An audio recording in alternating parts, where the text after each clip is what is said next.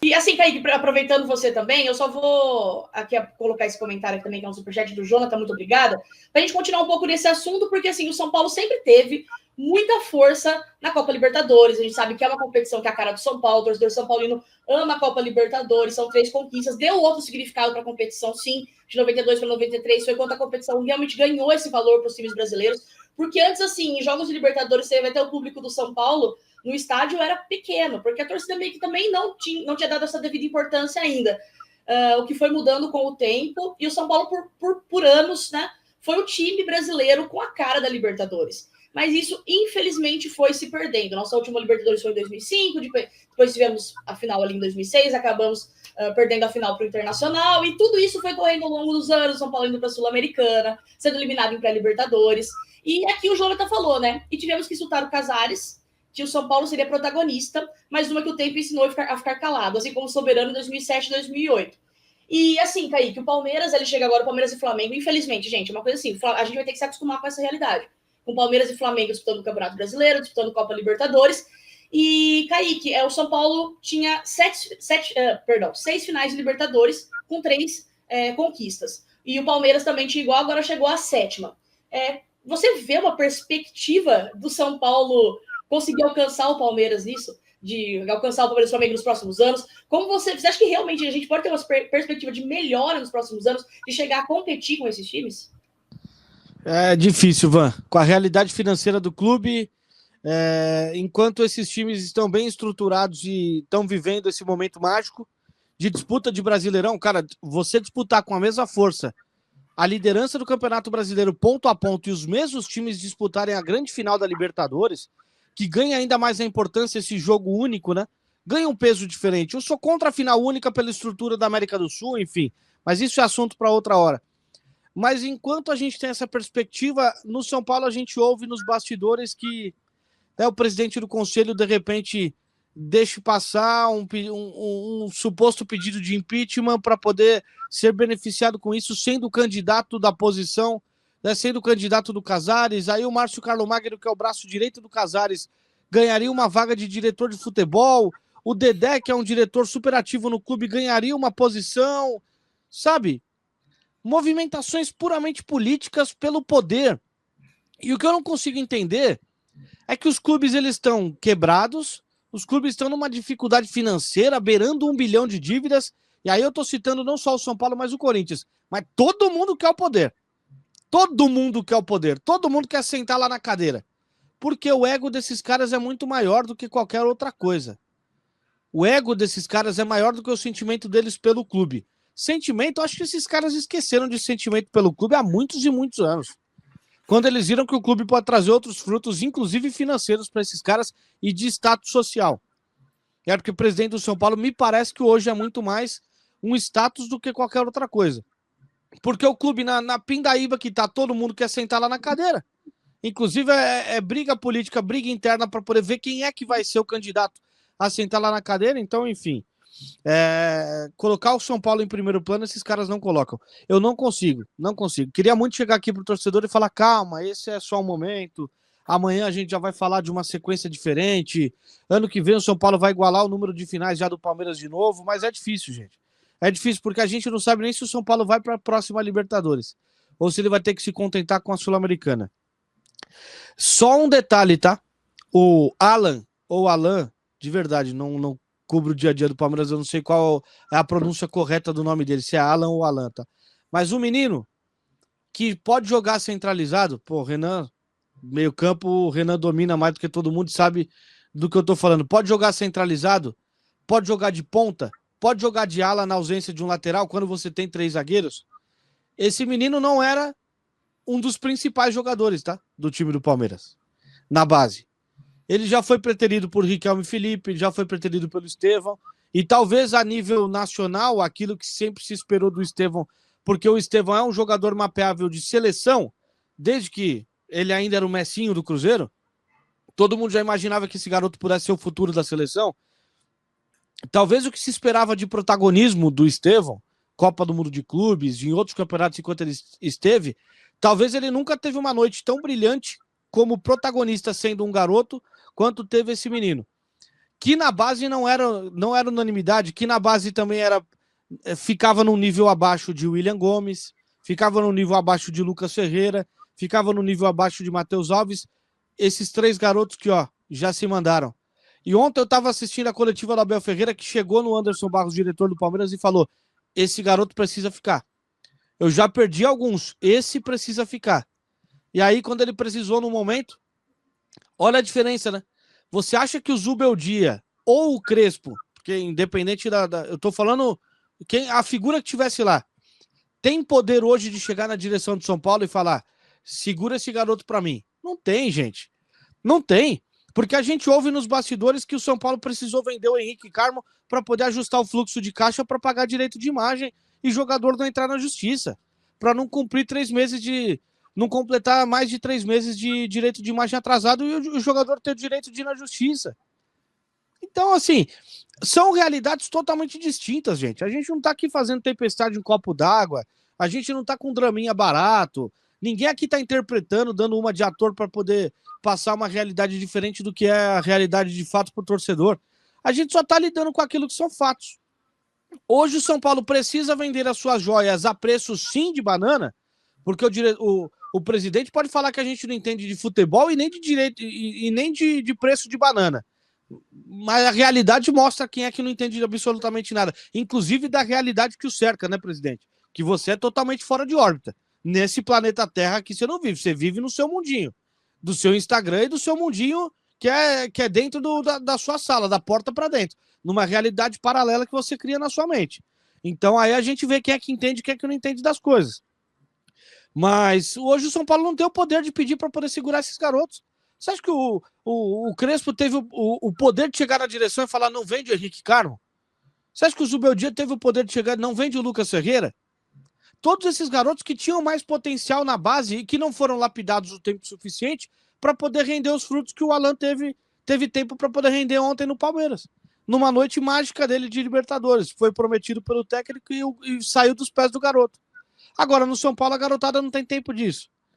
Porque na primeira oportunidade os meninos vão ser vendidos. E por um preço desse tamanho, porque todo mundo sabe que poder de barganha no mercado, São Paulo também perdeu.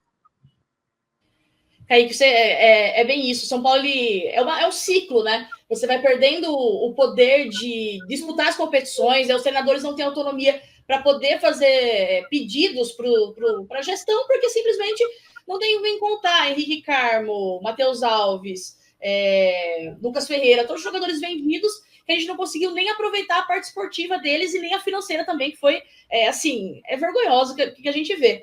E só para ler alguns comentários também da galera, mandem seus comentários, desabafem com a gente, porque se é para sofrer, a gente vai sofrer junto mesmo. E o Lucas de Souza mandou assim: qualquer perspectiva de disputar com o Flamengo e Palmeiras com essa diretoria é só ilusão. Aí tem o Danilo aqui também: o São Paulo não vai para a Libertadores, no máximo Sul-Americana. Eu acho um cenário realmente muito difícil, de verdade, assim. Aqui, se tivéssemos o William Gomes, talvez muitas coisas seriam evitadas. Eu concordo também que a gente teria realmente mais opções. A gente precisava de opções e o Crespo acabou não tendo essas opções quando a gente mais precisou na temporada, por lesão, com jogadores que foram vendidos. E eu quero aqui ler um superchat que eu achei bem interessante, porque é uma dúvida minha, Renan. E eu acho bem, assim, interessante passar para você, porque você viveu nesse ambiente. E a pergunta que veio com um superchat aqui do André, muito obrigado, André, pelo superchat, que é o seguinte: vocês que têm acesso aos jogadores, será que um resultado como o de ontem deixa os jogadores com vergonha? Porque, assim, Renan, a gente sabe o sentimento como torcedor que a gente tem hoje, né? Porque o sentimento, assim, eu não sei nem explicar, é muito ruim, de derrota mesmo, de ver que o São Paulo agora parece que a ficha realmente que o São Paulo ficou para trás, porque é inevitável que o outro time brasileiro seja atleta da Libertadores antes do nosso tricolor. Então eu quero saber, você que viveu nesse meio, você que, sabe, você esteve ali, você acha que os jogadores... Qual que é o sentimento que passa pelos jogadores do São Paulo nessa sexta-feira? Não, Vanessa, não passa e não deve passar, na minha opinião. Os jogadores não devem ter vergonha, eles devem cumprir o trabalho deles, a profissão deles, e não ter vergonha pelo que não conquistou. Não, isso não, na minha visão não tem nada a ver uma coisa com outra. Quem tem que ter vergonha é a diretoria, de olhar por cima do muro e ver a gestão que o time de verde está fazendo e a merda que eles estão fazendo do outro lado. do lado tricolor, entendeu ou não? Eles devem sentir vergonha, os jogadores não. Se eles estão trabalhando, estão cumprindo o trabalho deles, enfim, é uma outra realidade, um outro nível de qualidade de times, e no futebol não tem nada a ver. O São Paulo fez um bom jogo contra esse bom time do Palmeiras, e não ganhou porque foi roubado dentro de casa. Então quem tem que sentir vergonha são outras pessoas, os jogadores não, André. Entendo a sua pergunta, né? Mas os jogadores não tem que sentir vergonha de nada. Quem tem que sentir vergonha, repito, é a diretoria. Eles que têm que olhar e sentir vergonha, né? Porque tudo isso que o Kaique falou antes tem um nome. Profissionalismo. Tudo que acontece no Palmeiras tem um nome. Profissionalismo. O Kaique falou de movimentações políticas para colocar não sei quem como diretor de futebol ano que vem, para outra gestão, né? Vai ser tal presidente, o Márcio Carlos Magno, diretor de futebol. O Márcio Carlos Magno, ele é formado no quê para ser diretor de futebol? O Palmeiras e o Douglas Schwartzman, que hoje cuida da base, também tá nesse balaio aí, viu? Sim, Só que assim, obviamente que ninguém lá dentro confirma a informação, mas é o que o pessoal que acompanha os bastidores políticos está falando, né? O Palmeiras, Kaique, tem diretor institucional? Tem diretor político? Diretor de futebol político? Não. Quem cuida da base é o melhor gestor de base do Brasil, que é o João Paulo Sampaio. O Flamengo tem diretor institucional? Não. Trouxeram da Europa, um profissional da Europa. É isso, o nome disso é profissionalismo. O nome disso não é politicagem, não é ego, é profissionalismo. E que o São Paulo está longe de ter. A verdade é essa, né? Você perguntou antes, Vanessa, a respeito de o ano que vem, quando que a gente vai igualar de novo o Palmeiras? A gente vai demorar para igualar o Palmeiras. Porque o Palmeiras, com o seu profissionalismo, eles estão montando o time para 5, 6 anos. Ou mais. Por quê? Se ele não conseguir manter o time, porque vai vender jogadores, vai vender o Alan, daqui a pouco vende o menino lá, o Tigrinho, né? Eles vão ter dinheiro para continuar reforçando o time. Então, isso é time para muito tempo. Esse time do Palmeiras... Os caras ainda tem o Paulinho, que tá machucado, velho. Exatamente. Esse time do Palmeiras... Que pode voltar para a final, inclusive. Sim. É um time jovem. O time do Palmeiras, de bons jogadores jovens, que podem ainda ser vendidos.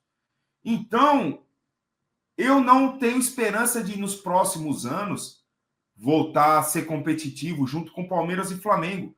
E o que a torcida tem que ter consciência e paciência, que essa mudança do São Paulo, né, ela passa por um processo que, na minha opinião, deve acontecer. Se vai acontecer, é um outro detalhe. Passa por um processo demorado. Passa por um processo sofrido, de sofrimento, para lá na frente você recuperar esse tempo perdido.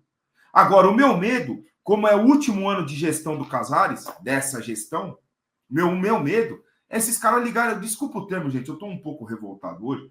É os caras ligar o foda-se, irmão. É os caras ligar o foda-se e dar o win no último ano de gestão. Vai falar, não vou sair por baixo, não. E dar o win e deixar o São Paulo em pior situação do que tá. Dá para ficar pior. Você tá achando que tá ruim? Dá para ficar pior. Dá para endividar ainda mais o time, deixar o clube em situação ainda pior para o futuro. Então, o que seria, na minha visão, a solução? É realmente tirar o pé, montar time modesto, time de jogadores mais jovens e mais físicos, que você possa contar sempre, um time mais guerreiro, um time que é o termo que eu uso sempre aqui, um time de jogadores com fome. É isso que o São Paulo deve montar, só que para isso vem sofrimento. Só que para isso não tem lá tanta qualidade, então vem sofrimento. Para você conseguir equilibrar as coisas, ter fluxo, para lá na frente, peraí, agora sim. Agora a gente tem um respiro para tentar colocar um time mais forte, um time com mais qualidade. Só que isso leva tempo. E a torcida tem que ter a consciência e a paciência para que isso aconteça. Só que ninguém está com paciência com essa gestão. Ninguém mais tem paciência com postagemzinha. Ninguém tem mais paciência de ver o Morumbi hoje com 80 mil pessoas para um show. E o São Paulo tem que jogar lá em Santos. Aí ele fala, mas se tivesse... aquela postagem do presidente, com todo respeito, é uma vergonha. Ele só esqueceu de escrever assim. E a gente teve a sorte de não se classificar. Porque senão eu queria ver o que ele ia fazer. E se fosse contra o River, porque ele falou, né? E se fosse contra o River, que o São Paulo ia jogar ontem no Morumbi? Eu fui ontem lá no Morumbi. Lá tá com estrutura de show. Como que o São Paulo ia fazer? Porra, cara, isso é uma piada. Tá sem gramado, arrancaram gramado, levaram parte pra Barra Funda e parte pra Cotia. Ia jogar lá o escambau. O torcedor tá cansado de ser feito de trouxa por esse presidente que mente toda semana. Toda semana é uma mentira. Como que você tem superávit de 80 milhões devendo 30 pro elenco? Ah, pelo amor de Deus. Isso é uma vergonha. Isso é uma vergonha, cara. Querem tapar o sol com a peneira. Isso é uma vergonha. O que eles estão fazendo com o São Paulo é uma vergonha. E deve ser falado por nós aqui. Eu queria, Vanessa, tá falando totalmente contrário aqui, cara. A gente tá comemorando a passagem para a final. A pessoa pode achar que a gente tá feliz. Não, a gente tá triste. Eu não sou do perfil do velho Vamp, no qual eu admiro muito como jogador. Ele foi até uma inspiração para mim. Eu nunca cheguei perto de jogar o que o Vampeta jogou, mas pela posição foi sempre um jogador que eu vi jogar muito. Eu gostava de ver jogar. Né, mas ele fala da seleção brasileira, né? Eu torço para a seleção brasileira nunca mais ganhar o Mundial, porque a nossa vai ser a última. Eu penso totalmente contrário do São Paulo. Eu quero que o São Paulo ganhe. O que eu fiz, a minha história nunca vai ser apagada. Eu quero que o time... Mas eu, acima disso tudo, eu sou São Paulo. Eu sou São Paulino e eu amo São Paulo. Eu quero ver o São Paulo ganhando sempre. Sempre. Que seja campeão mundial mais 10 vezes. Ninguém vai esquecer a de 2005. Mas que seja campeão mais 10 vezes. É isso que eu desejo do fundo do meu coração. Eu gostaria de estar falando coisas boas a respeito do time, a respeito do clube. Só que eu só tenho, e nós só temos, coisas ruins para falar do São Paulo ultimamente. Principalmente fora do campo. O que não evita de ir para dentro do campo também, cara. Não tem jeito. A bola não entra por acaso. Né? Esse ditado é perfeito. Não tem como as coisas, tá tudo errado lá fora do campo, uma merda, salário atrasado, gestão péssima, gestão da base péssima e ser campeão de tudo. Eu nunca vi isso. Então, infelizmente é o que a gente tem para falar hoje, e mais infelizmente ainda, que é o que provavelmente a gente vai ter para falar nos próximos anos, nos próximos meses e anos, quem sabe. Porque essa recuperação, Vanessa, Kaique, vocês sabem muito bem, não é fácil e não é do dia para a noite. No futebol, as coisas não acontecem do dia para a noite. A estabilidade. Você pode ganhar um torneio, você pode ser campeão paulista, você pode, como foi ocasional aquela Copa do Brasil de 2023. Mas, cara, estabilidade igual esses dois times têm aí, cara, vai demorar muito para o São Paulo ter, mas muito.